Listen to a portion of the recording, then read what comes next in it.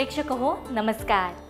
अध्यात्म आणि विज्ञान यांच्या समन्वयाने जगामध्ये शांतीचा संदेश देणारं एकमात्र विद्यापीठ ते म्हणजे विश्वधर्मी प्राध्यापक डॉक्टर विश्वनाथ दा कराड सरांनी साकारलेले MIT हे विश्वविद्यापीठ. सरांच्या संकल्पनेतून साकारलेली विश्वशांती केंद्र आळंदी, माईस MIT पुणे आणि समस्त गावकरी मंडळ रामेश्वर आयोजित संत श्री गोपाळबुवा महाराज अखंड हरिनाम सप्ताह श्रीरामकथेचा कार्यक्रम मोठ्या उत्साहानं पार पडला. तीच कथा या विशेष भागाद्वारे आम्ही आपणासमोर सादर करीत आहोत. मागील कथेमध्ये आपण शबरीची कथा पाहत होतो. शबरीचा अधिकार हा तिला कळाल्यानंतर गुरु थेट तिच्या दारात येतात आणि त्यांच्या सांगण्यानुसार शबरी ही प्रभू श्रीरामांची वाट पाहते. पाहुयात आजच्या कथेतून श्रीराम आणि शबरी यांच्यातील कथा. ते शबरीचं चरण तीर्थ नेऊन टाकलं. तीर्थ पहिल्यासारखं झालं सेठजी. तीर्थे तया ठाया यती पुनीत व्हावया, पर्व काय पाया तळी वसे वैष्णवा. आता शबरीचा अधिकार कळाला. बरं का साहेब, वारकऱ्याला या हक्काचा अधिकार कळाला. आपण सगळे जाऊ, तिकडेच निघालो आपण. पण चंद्र सूर्य असेपर्यंत कराड परिवार त्या इंद्रायणी घाटात वारकरी स्नान करताना अमर झाला. लक्षात ठेवा. तुका म्हणे एका मरणेची सरे, उत्तमची उरे कीर्ती मागे. आता शबरीचा अधिकार कळाला. शबरीची पर्णकुटी तयार झाली. अधूनमधून शबरी सतसंगाला येत असे. थोडी मर्यादा राखून माग बसत असे.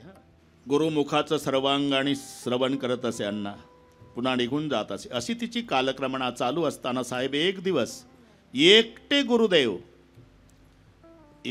गुरुदेव शबरीच्या आश्रमात आले. सोबत कोणी नाही. शबरी बाहेर आली. आश्रमाच्या गुरुच्या पायावर डोकं ठेवलं. इथून दिसेल मी सांगतो ते पाहत राहा तुम्ही. डोकं टेकून दर्शन घेतलं. अण्णान वर बघितलं तर गुरु ढसा ढसा रडत होते. आता तुमचे गुरु जर सकाळी तुमच्या दारात येऊन रडत असेल तर काय वाटल? गुरुजी यह आने का कष्ट क्यों उठाया, मुझे क्यों नहीं बुला लाया? एकांत में कुछ कहना था, बेटी करके अकेला आया. क्या कहना है गुरुदेव? कुछ दिनों बाद मैं निजधाम जाने वाला हूँ और एक खुशी का संदेश देने आया हूँ. 80-80 हजार साल लोहे का आटा खाकर ध्यान करने वालों के ध्यान में नहीं आने वाला भगवान मेरे शबरी के झोपड़ी में दर्शन देने आएगा, ये बताने के लिए आया हूँ. तो गुरुदेव ये तो खुशी का संदेश है. हाँ, आप रो रहे इसलिए जिस शबरी ने मातंग गुरु की सेवा की उस शबरी को भगवान का दर्शन मिलेगा, लेकिन जिसकी सेवा जिंदगी भर की वो मातंग अभागा उस समय जिंदा नहीं रहेगा. मुझे प्रभु का दर्शन नहीं होगा करके रो रहा हूं. तो आप नहीं रहोगे तो मैं कैसे पहचानूंगी बाबा वो भगवान है? मेरे वचन पर विश्वास रखो बेटी. तुम्हारे झोपड़ी में जिंदगी में जो पुरुष आएगा वो भगवान ही होगा. भगवान के सिवा कोई पुरुष नहीं आएगा. जो आएगा सो भगवान ही होगा. आणि गुरुदेव निजधामाला गेले. अण्णा त्या दिवसापासून शबरी श्रीरामाची वाट बघत होती. त्या दिवसापासून सकाळी उठायची, डावीकडे उजवीकडे पुढे मागे दिवसभर मुंडकं फिरवायची सूर्य मावळेपर्यंत आणि दरवाजामध्ये झोपड्याच्या रडत बसायची. संध्याकाळी पुन्हा उठायची. शर्माजी डावीकडे उजवीकडे पुढे मागे. का? गुरुजींनी दिशा सांगितली नाही, वार सांगितला नाही, तिथी नाही, साल नाही, महिना नाही, वेळ नाही.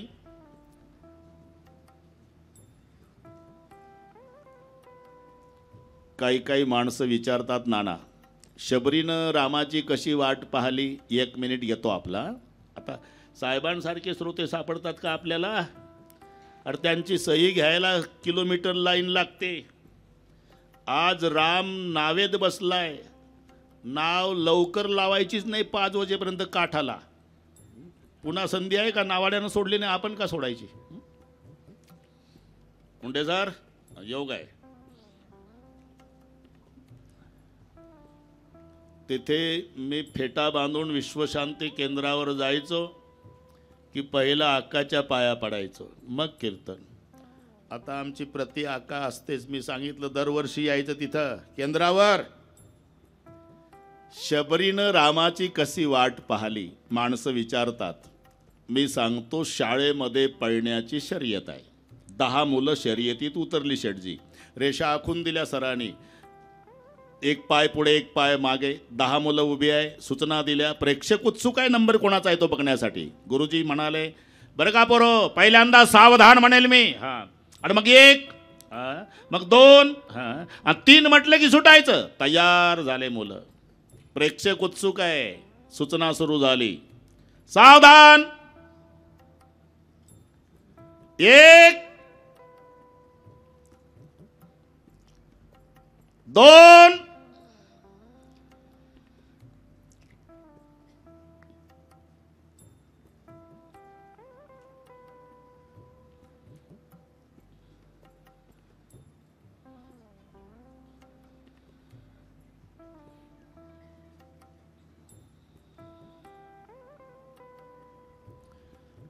झालं. कळलं तुम्हाला? काय कळलं? माणसं विचारतात शबरीनं रामाची कशी वाट बघितली. आता 1 मिनिट तुम्ही 3ची बघितली तशी.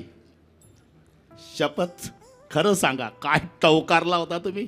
हे 3 कधी म्हणताय? अरे तुमची मिनिटभर जशी आता 3 साठी अवस्था झाली, तशी शबरीची जन्मभर रामासाठी झाली. आखडिया छाडा पडी पंत निहारी निहारी, और जिबडिया छाडा पडी राम पुकारी पुकारी. दररोज संध्याकाळी रडायची शबरी. आणि साहेब, रडणं ही सुद्धा भक्तीच आहे. हा, त्याच्याही पुढे सांगतो शेठजी, वेदांताच्या भाषेपेक्षा देवाला लवकर ऐकायला जाणारी भाषा म्हणजे अश्रूची भाषा. आईनं लवकर लक्ष द्यावं बाळाला वाटतं का? बाळानं मम्मी मम्मी मम्मी नाही करायचं. दोन्ही हातानं कपाळ बदलून रडायचं. किचनमधून स्वयंपाक थांबवून पळते मम्मी घेते लेकराला. जशी व्यवहारात ही ताकद रडण्याची आहे, तीच परमार्थात आहे. रडावं ते रडावं ते दोघासाठी. संसारिकाजवळ रडू नका. छाती काढून चालत जा. कारण तुम्ही जर रडला ते तात्पुरतं म्हणतं, असं नाही व्हायला पाहिजे होतं, असं नाही व्हायला पाहिजे असं. तुम्ही गेला की पुन्हा विनामूल्य जाहिरात तालुक्यात. आलतं काल ढसाढसा रडलं पठ्ठ्याजवळ, अशी विनामूल्य जाहिरात करतं. म्हणून छाती काढून चालायचं प्रापंचिकाच्या पुढून. रडायचं असेल तर आळंदीला जाऊन माऊलीच्या समाधीवर डोकं ठेवून रडा, नाही तर पंढरपूरला पांडुरंगाजवळ रडा. अश्रू पुसणारे फक्त 2 आहे, संत कवा भगवंत.